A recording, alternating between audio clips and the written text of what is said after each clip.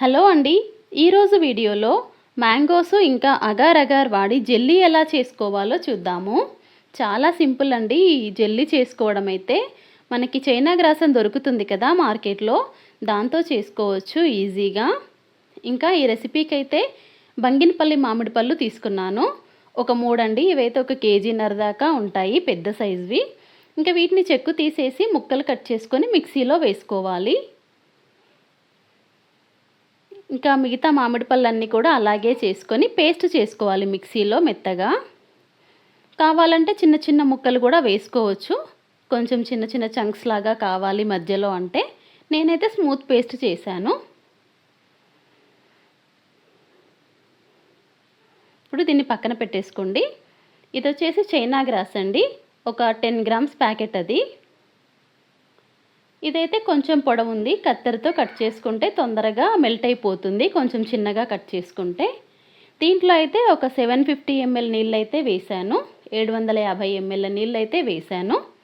ఇంకా స్టవ్ పైన పెట్టేసి మరిగించామంటే ఒక 12-13 నిమిషాల్లో మొత్తం కరిగిపోతుంది.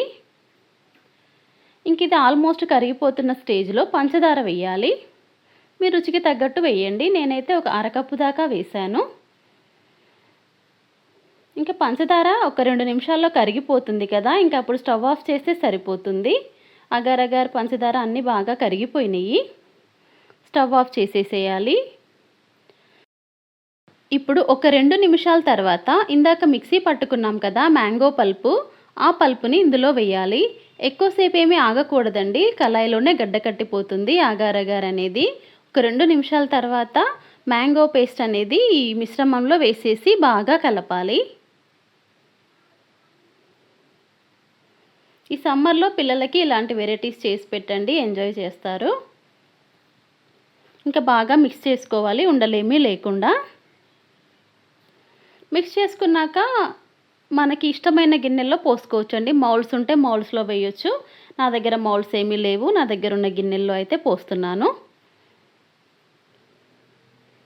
ఇంక ఇలా పోసుకున్న తర్వాత అవి రూమ్ టెంపరేచర్ వచ్చేదాకా అలాగే పక్కన పెట్టాలి. చల్లారిన తర్వాత ఒక 2 గంటల పాటు ఫ్రిడ్జ్లో పెట్టాలి. చూసారా, చల్లారిన తర్వాత ఫ్రిడ్జ్లో పెట్టాను. 2 గంటల తర్వాత అయితే తీసి చూస్తున్నాను.